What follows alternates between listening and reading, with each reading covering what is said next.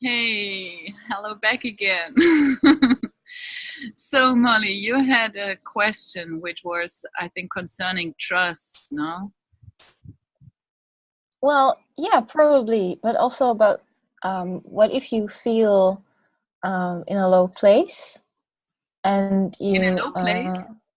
yeah, you feel low, you feel sad and angry or scared.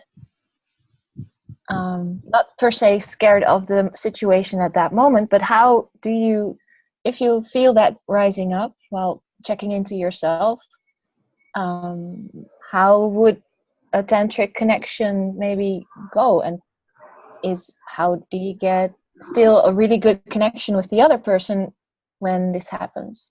Hmm. So, you're speaking a little bit about your general state or feelings, emotions which come up during the contact? Yeah, both, preferably. That's again like the super broad question. Ask do the first one and then the second part. Okay. Thank you. I mean, as a general state, it's like I would say it really depends how much you're tuned with your partner if you go in a sexual contact at all. I feel it's, from my perspective, it's not beneficial to have sexual contact when you're in a very low state. And I'm not saying like you have your moments and then you meet and you can get out of it. But if you said, I mean, there are people they make love or really sex to get over their emotions or to release even anger. I know from a couple of partners they wanted to have sex with me after a discussion, for example, and for me that's not a space from which I want to go into lovemaking. And it can be used, I guess, but that's just really something I don't resonate with because Mm. I feel there's so much energies in the space. I don't want to create because when we meet, it's like we're creating something new, and it doesn't have to be a physical baby, but in the lovemaking, we're already creating something together. And that's not what I choose to create. Even if you overcome it, it's, I don't know, it's Yeah, kind I of asked. too harsh Yeah, for me. Yeah, please. yeah, that makes sense, and I agree with that. And but I say this because I've been at these non-sexual tantra gatherings while being in a low state, Mm. and yeah, it really depended on the person. For me, for example, on whether I could somehow release those emotions or not. Um, or yeah, so I was wondering about that. No, that's That great. You makes know, if it's in a seminar, for example, it's also so unpersonal in a way, and that's really great because it's like you have the space to really feel what you feel and be honest with yourself. In a two people relationship, sometimes this is so much more difficult to differentiate. And so it's beautiful if you have this experience going in contact which are not so personalized. I think that's a very helpful way also of knowing more and more what do you like and what you don't like. Yeah, oh wow, that's really powerful actually. yeah. Yeah, nice. Thank you. If you have anything on that, Hannah, otherwise I go to the second aspect. Oh yeah, please go to the second one. And I'm gonna unmute because they are doing the prayers and it's very loud. So I'm gonna unmute myself. Yeah, great. Okay. Okay, thank you. So, yeah, if emotions come up during the encounter, I mean, it also depends where you're at in your contact with your partner. If this is a new relationship, maybe you feel more insecure, really showing yourself so vulnerable, um, or maybe you're even angry and don't want to. Angry at yourself, actually, that you have anger or fears coming up. And maybe you feel insecure of sharing it with your partner because you don't want to draw a wrong picture or whatever comes. And I think there's no general rule to that, but I feel the more we're ourselves, if it doesn't work out, then it's not meant to be. And if I'm not in the place that I can be honest, even if I'm sad or angry, that's just my state of being, and somebody else cannot endure that, and that's also okay. It's also honest for them to not hold space if it's not something we created already as a mutual understanding that we can go into all processes. So I think Tantra is actually helping to build more and more this connection where everything can be spoken. And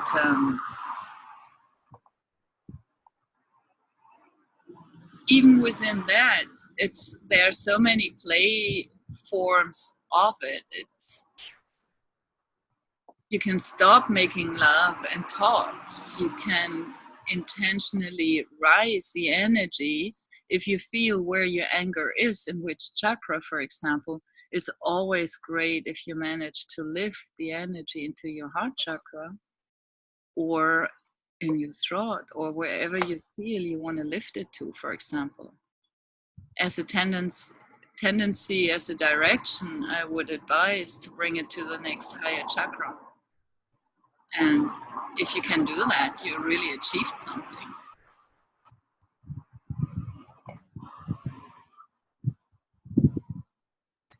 Sounds good. Yeah. Yeah.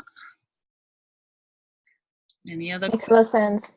Yeah, well, I realized that that there are many ways to look at the act of tantric sex, and I like your view on it because I realized that not everyone has the same idea about it. Yeah. I mean, basically, what we're talking about is emotional work, is trauma release and transmutation, and that is very important to kind of have that mostly straight at first. Yes. And you know, at least think concerning to the other person. I mean, there might be some traumas that won't get triggered or are not very scary or are not blocking with that person's connection with you. This is my estimation. Yeah. And if you're advanced in the contact and experience, then you also can ask your partner, for example, to help you to move this energy, you know, by looking in your eyes, for example. The eye contact, there are different approaches, you know, in this eye gazing.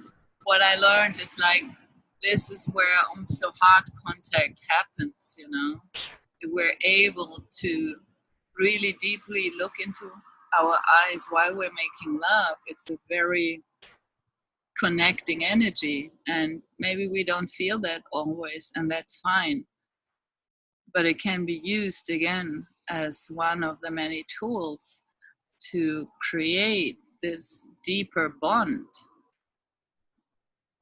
And I already had before this impulse to really share with you something what I find very, very important to know about Tantra, that it does create a much deeper bond than any other form of lovemaking. The more randomly or short-term we have encounters, they all create ripples and ties, energetic and whatever. But it's a very, very strong one when we intentionally start to make Tantra. So it's really good to choose with whom we do that, with whom do we share such a strong bond. Yes.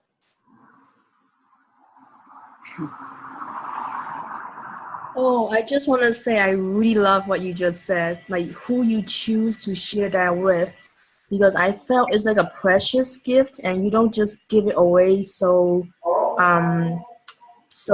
unconsciously. I think it's such a precious gift that you give to the right person, and I would say like choose the soulmate that you felt is your partner.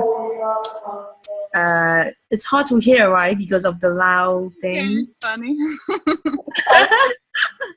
Okay, I mean, but Let I have. Paula sing in the background for us. Oh, okay. We hear this every day, 5 times a day. It's gorgeous. We're talking about tantra, and they're having Yeah. rituals in the background. Yeah. I think I just love what you said. So I had to unmute myself and say what I felt, because I think that is such an important message for women, especially nowadays, that we were taught by TV and advertisement. You know, like we just give this thing away, but it's not just a thing. It's really a precious jewel that we have to choose who to give it to. And if we give it to the wrong man and they don't appreciate it, then they will treat the woman as trash. I saw this in everyday life. But I noticed the woman who choose to give this, the man respect them. Because the man felt, oh, I was chosen to give this. And it's like a beautiful exchange of respect. But if the woman just gives so freely, then the man was like, oh, it's nothing special, so I don't care. So they treat the woman same state of mind, they don't care. So what you just said is such an important message, I think, for many young women, especially nowadays. That's it. That's what I have to say. Yeah. And in the end, it's for the man, it's the same, you know? It's just that they are from society completely differently imprinted than us women. You know, for them, it's so normal and well recognized that they are the givers. But they don't see how much they receive.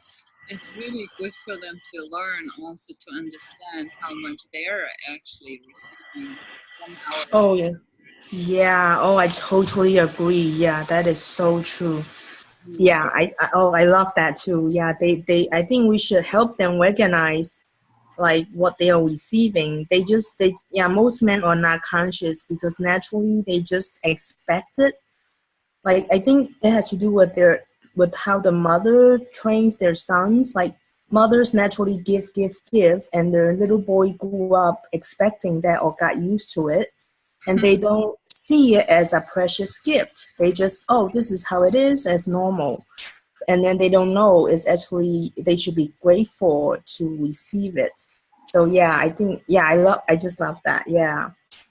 And I also felt, I think women should be more, I think women should be more wise about choosing their partner. They shouldn't just find a boyfriend because their friends have boyfriends, because boyfriends are not just a guy that you hang out with. I think a boyfriend or a partner or a husband is like a soulmate, someone you share your precious time with. It shouldn't be like, because my friend has, then I should have, or the society expect women to have, therefore I have. It shouldn't be that. I think it should be finding a perfect match for you in all levels. I think that would make women appreciate what relationship supposed to mean.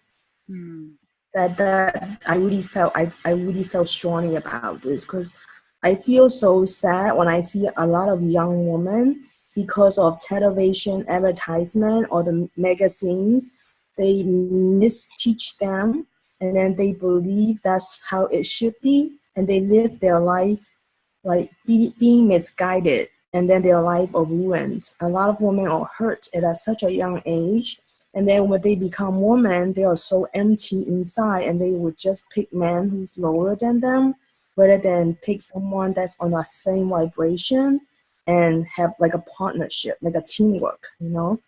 So I really wish this message would go out to women to have a standard of what kind of men that they want to have in their life. So, yeah. I agree on a certain level. Definitely, I hear what you say, and I feel it's reaching my heart.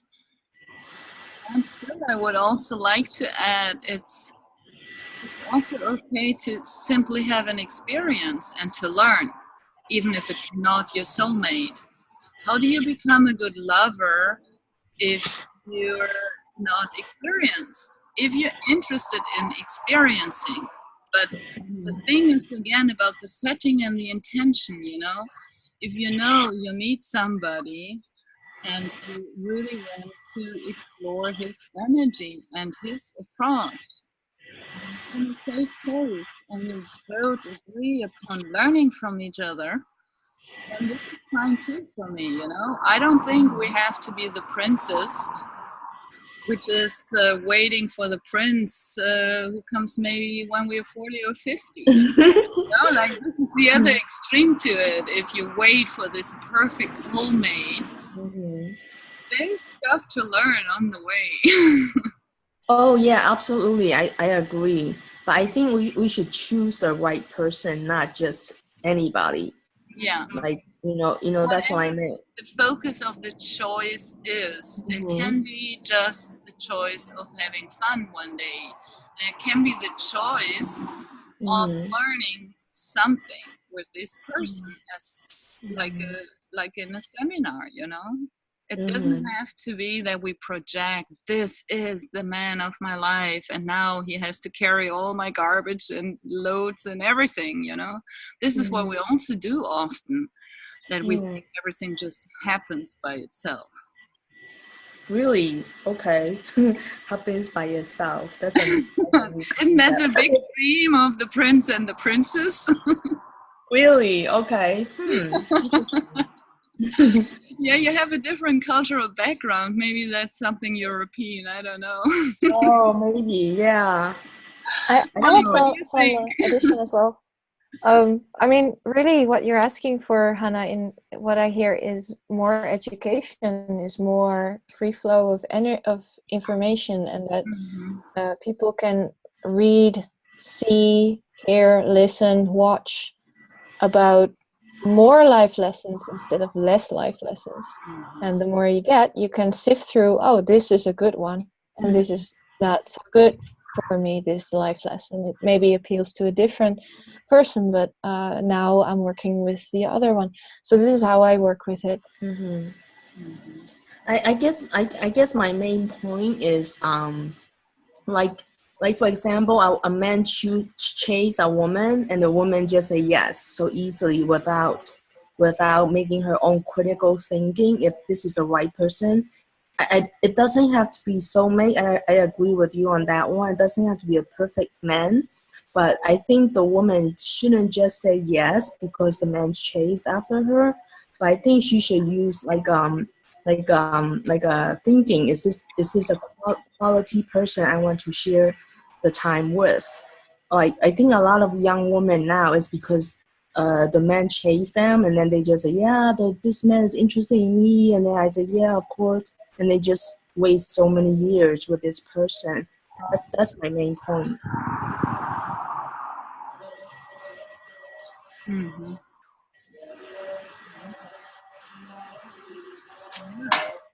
So that's a little bit of inspiration to go into education for younger people, which is also one of the many fields I would love to talk about one day.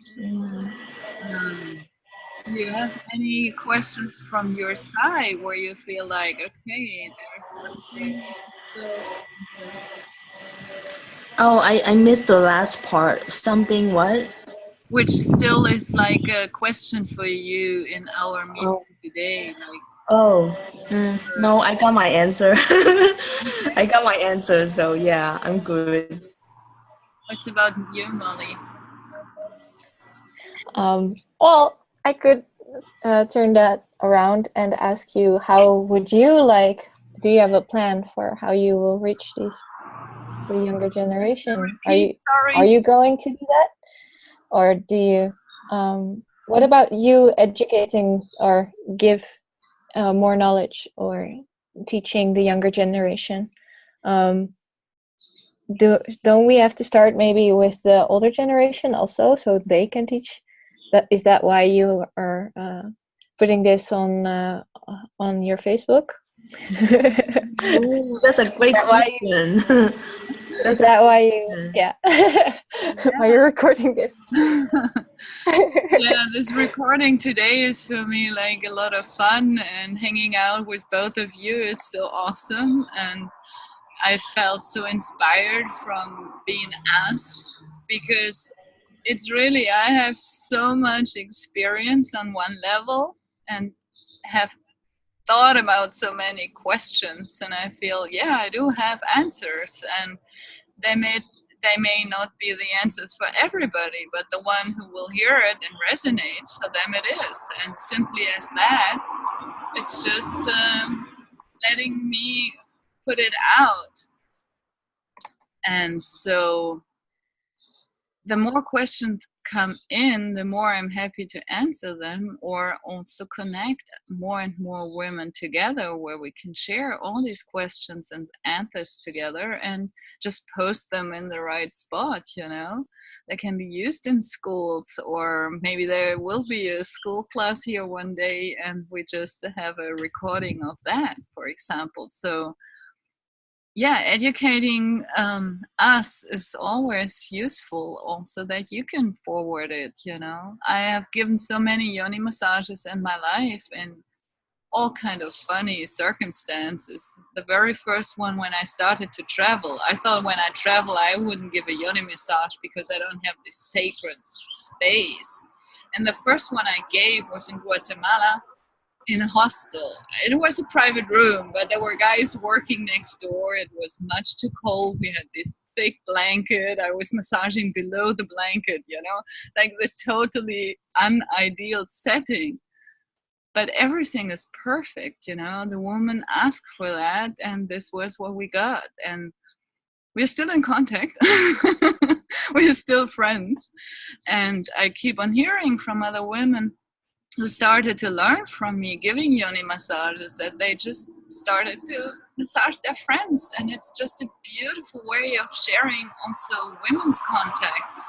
And one maybe goes into teaching, and one is feeling enriched for her own life and just talks to her friend, and she goes further and takes it into a teaching for young girls or for young adults or for elderly people. It can be, how do you pleasure yourself when you don't have a partner? It's an endless field, this tantric love making, and being a sexual being or a sensual being, because it's not, tantra is so little about sexual contact. Actually, it's kind of limited in the West, where we put it like, quote to quote, it's equal. It's like tantra equals sex, and according to the books, it's like 5% is only about the love making. All the rest is about energy work and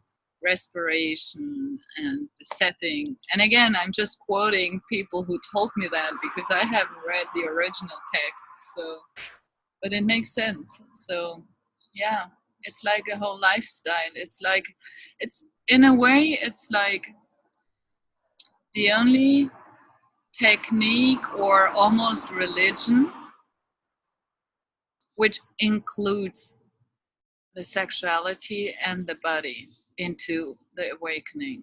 And this makes it unique compared to Christianity. Even Buddhism denies so much the body. So I think it's precious to have, and it's not the only way, but it's definitely enriching, because we do have a body, and we all came through the lab into the world, so through this contact. So it definitely makes sense to look into that.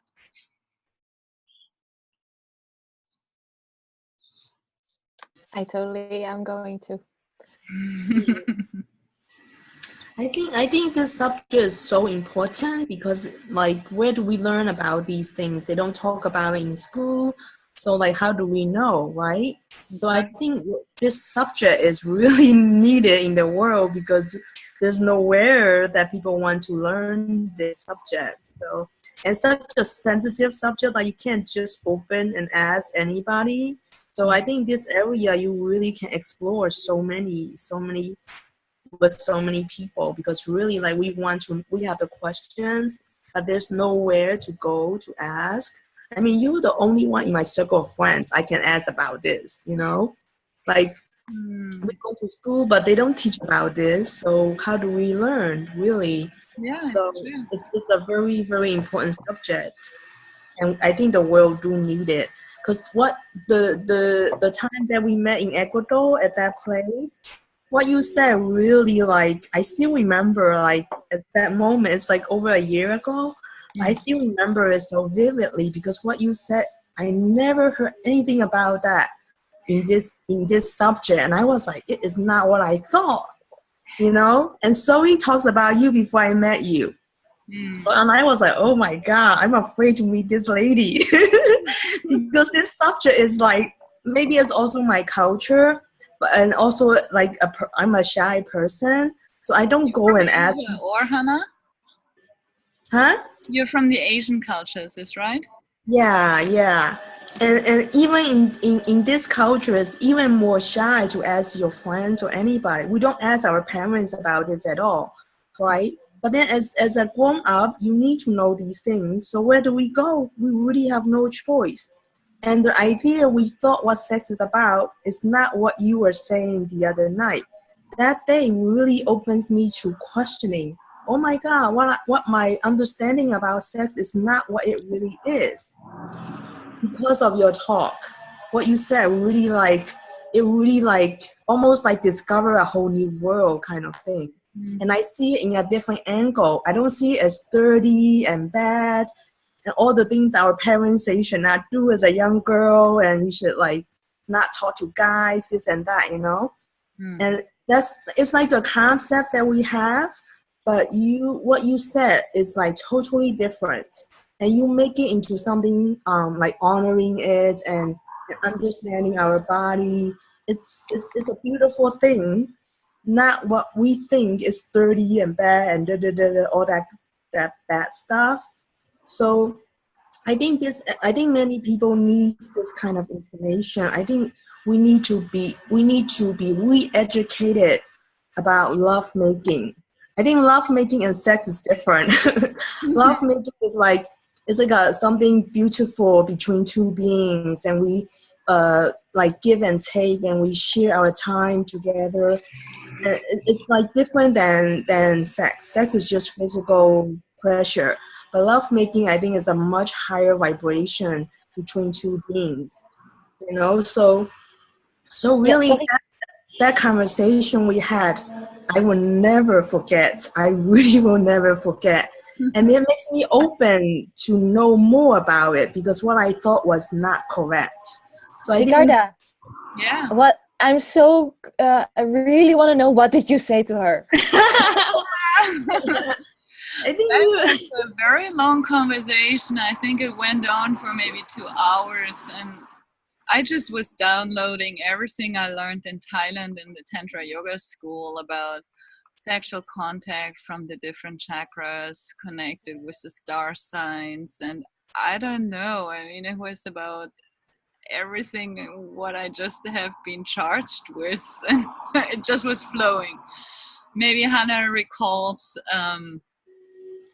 Yeah, there's one that I still remember, is that you said like most men do not know what woman feels pleasure, so you have to kind of guide them how to do it, certain positions. And I thought that was interesting, because I thought men knows it, right? Because they want it, they naturally knows it. But that's not true. They don't know everything. They know what they know, but they don't know everything. And then you said, you mentioned something about like we can guide them to give more pleasure to us, because they wouldn't know. So I thought that was interesting. Like the like kind of, we help the woman, help the man as well. We don't expect they know everything. So that was something interesting. And then another thing you were mentioning about, like, when you love someone, it's what makes them happy is real love, something like that. Yeah, because most people's definition of love is they have control of their lover, and then the lover makes them happy. But I think what you mentioned is like true love is what your lover is happy, then you will be happy also. Something like that. But it's also like the timing, the moment of that conversation, you know, it's like all that adds to this experience. Yeah. I remember that day, and I just know that I was like downloading it. It was just like streaming through me, you know. I was so enthusiastic to share with you. You were like a sponge, you know, where you were like, wow, give it all to me. Because that's like the last subject I would ask on that question. And then Zoe was not there. You came to look for her. I felt it's like divine's plan almost, how it worked out. You know, like I hardly can hear you. Can you speak a little bit up, please? Okay. So I felt it's like divine's plan because you came to see Zoe and then she went to the party. I felt that meeting is like divine's plan. That subject I mentioned to you before, I don't know if you remember, that subject I went away from. At the time that we met, it's like the subject I would not want to come close to. I went away from that. And then maybe like divine just set us up and then like, okay, she needs to hear this. She shouldn't escape anymore. This is time to hear it. And so I just felt it's like a divine moment. It's like divine set up. And then because of that talk, like I am more open to discover what this really is about. So yeah, it's something like that. Yeah. That's it. Yeah, I remember one aspect you were touching on also, which came, it's there's this understanding that the feminine body, it's like the plus pole is in our breasts, you know. It's like here's what comes out, this is the plus, so this is where we like the giving part. And as a woman, our minus pole is in our lap, so this is where we're receiving, and also where things come inside, so where we are vulnerable. And for the man, it's really like in his physical appearance, it's the other way around. His lingam or penis is the plus pole. So this is where he gives energy, and his minus pole is in his heart. And this is where actually men are vulnerable. And for me, that was a big discovery to understand, because many women told me always, I don't know if I maybe said it myself at some stage, men are so close in their heart. But they're vulnerable, like we are vulnerable in our lap, because this is where they're really taken in. So if they protect their heart because they're vulnerable, they seem to be closed. A layer which holds them safe in a way even. And if we come together, it's really good to understand also that his plus pole is entering my minus, and then it starts to circulate in the lap and in the chest heart area where I have been giving.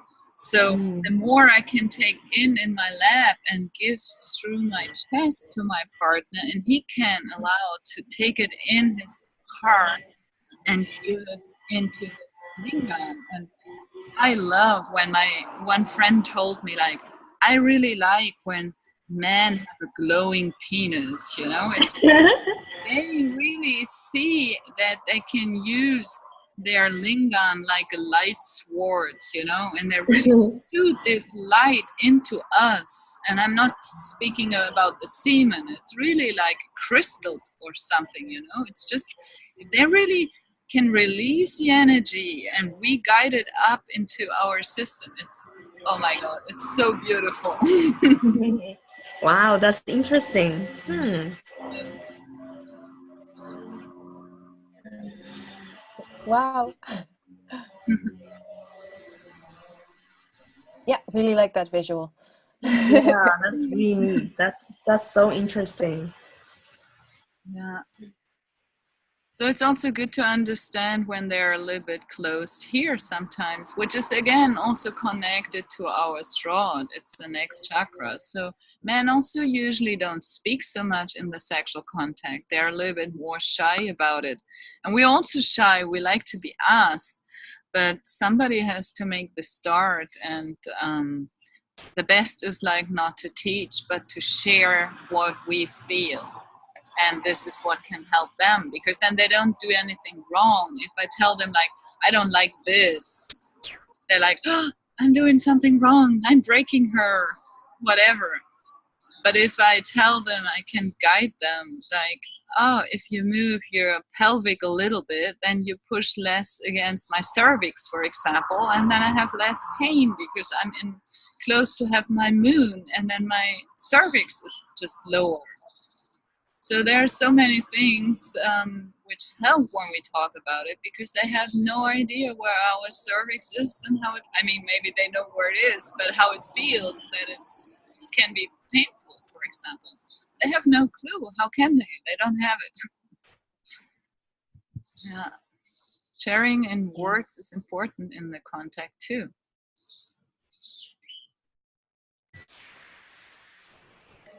Yes. Mm. I don't have a question right now. Do you, Hannah? No, I don't. I already have my answers. Like she already gave me the answer in the beginning. Me too. Molly, what is your answer? What do you take out? All of those beautiful. Well, I think everything you shared was very helpful for me, and made it more clear for me to see. Oh, this is the context of Tantra, and that's really valuable. So actually, I have a question for you. Like for you, right? What would be your passion in this subject to the people? Like, what would you wish to share? You know, like what do you wish that other people can learn in this subject to make their life better with their partner? That's a big question. Yeah, and it's a constant learning and changing also, you know. And during all my path, I mean, as I said in the beginning, I didn't learn Tantra and then started to practice. I was giving massages, so I came from a kind of specific angle. And then I learned more and more Tantra, but this massage is really so precious, because what it taught me is really feeling my own body more and more. And I think that's maybe what I want to share today as an answer. The more me as a woman, I feel my own body and I'm aware where is what. I mean, there are all these points and zones and sensations, and there's a G spot and the clitoris and whatever, you know, that it's so diverse. And if I don't have any idea about myself, how can I explain or share what I like? So the massage made me more and more sensitive. And by that, I'm more and more able also to guide somebody, to even give instructions if you want, but in a constructive way, just like, oh, this I enjoy, and this actually aches or pinches me in this part. If you adjust a little bit, that would be helpful, or take more lubricant. That's a big thing for having a smooth contact. Yeah, it's really feeling empowered to speak what I enjoy. And the more I feel and also I can, of course, adjust my position myself, for example, and help the man by that. Yeah, it's a big thing to know my own body. And I know so many women, they've never looked with the mirror down there. There are so many women who have never taken their own finger and touched themselves inside. And it's good to do that.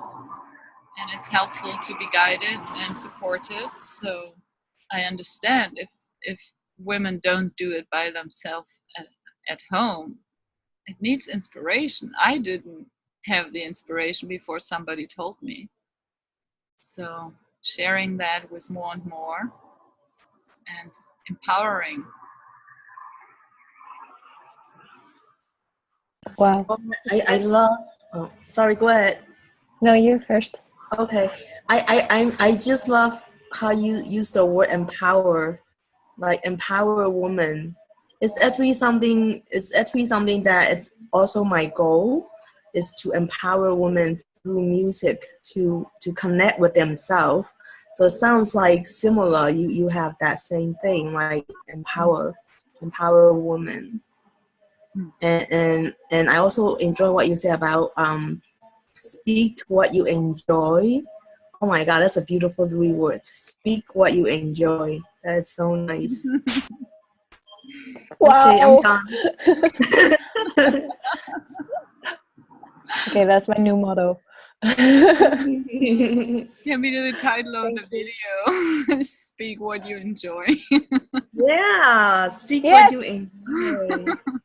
And be empowered. Yeah, because when you speak what you enjoy, you feel empowered, right? Because you're expressing yourself. Mm-hmm. So like speak what you enjoy and be empowered.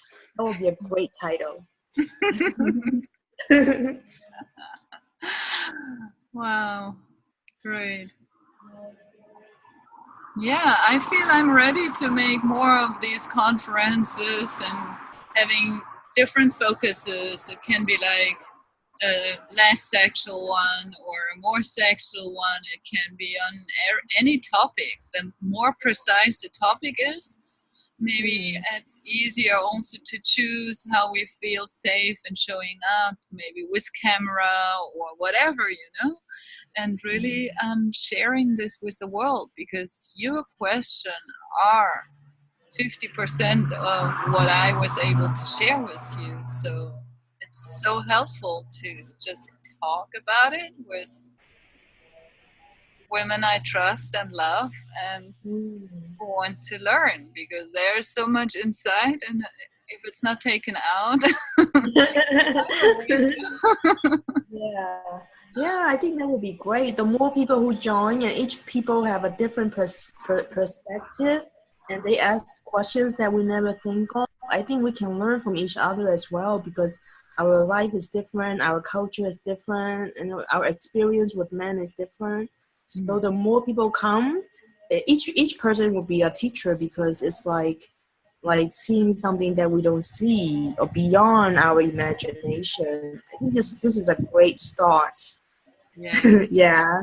Wow. Oh. Yeah. Yeah. I'm really looking forward to more answers from you. Yeah. Like awesome. Thank you so much. It was really More fun. of your knowledge, more of your wisdom, because really the world is thirsting for it. Yeah, Women are. I I agree. am. Like for example, in the Arabic culture, I was talking to this man, right? And then I said one of the reasons I felt I'm guided to come to Egypt is to help women. And guess what? The first question he says, please teach them to have sex. That was the first thing, and I was so shocked because I wasn't thinking about this one. But and then yeah, because he said, right, the women cover their body so much. Even when they make love, they have to turn the lights off. They were so shy. Even with their husband, they have to be in total darkness. And a lot of men, like, it's a problem for their husband. And that's the first question you ask me, please help them how to have sex. So yeah, so I think your expertise can be so useful, in many countries, especially the countries that are suppressed, like the women are suppressed, and they are not open to speaking about pleasure and this kind of stuff. Like they are too shy to speak about, and they have nobody to go to ask if they have questions or when they have problems. And it's basically like a hidden suffering that is not being spoken because it was seen as dirty, right? And then because the religion, they cannot ask anybody about this. So it's like a problem inside of them and they have nowhere to go. And you have the answer to that. So yeah, I think your subject can be so useful. Yeah, if you have women around you with questions, bring them together. Okay, I probably can ask them. Yeah, that sounds exciting. I probably can ask them to write it down because I'm sure they will not even use their name or anything. Because here, if they are discovered, well, it's a big problem. But I think if they tell me, I write it down and I email it to you, and then you can like do this on a call and okay, these are the questions I got, but we cannot mention there anything from. Yeah. Because their culture is so strict. Really, I'm learning how to dress because they have so much rules about women covering everything. Even in hot summer, you cannot wear like a t-shirt. You have to cover up to your waist. They cover everything. It's really strict. So so it's like this kind of thing they would not want anybody to know. But I'm sure they have a lot of questions. Yeah, if I meet them and they are open to ask, I definitely will send you the questions. I'm happy to make also a YouTube video, you send me the questions. Oh yeah. And then yeah, that's come true. out and answer them and you can send them the video. Yeah, that's a great idea. Yeah. Let's hack culture for the better together. Yeah, so you're gonna change their culture, and then their husband gonna be happy. They're gonna treat their wife better, and their kids gonna be happy. And it's like you changing the whole culture. Yes. Yeah, let's do that. That's beautiful. And I'm far away enough to be not chased down. In North Africa. Right. Yes, that's right. They cannot do anything. The government has no power. Yeah, if I would be in Egypt or Morocco or wherever, they would maybe find me and drag it. I think maybe the government will have their wife meet with you. Oh, thank you so much. Really, let's continue doing this. Okay. Okay, sounds great. I wish you a blessed day, inspired, and staying in touch. Yeah, definitely. Thank you for sharing with us. Really, thank you for sharing the knowledge. Yes, thank you so much. This was such a fun hour or however long this was. Yeah, was really inspiring. Thank you. Yeah, please more. I love you, sisters. Bye. You too. Bye. Bye, Molly. Bye. Okay. Yeah.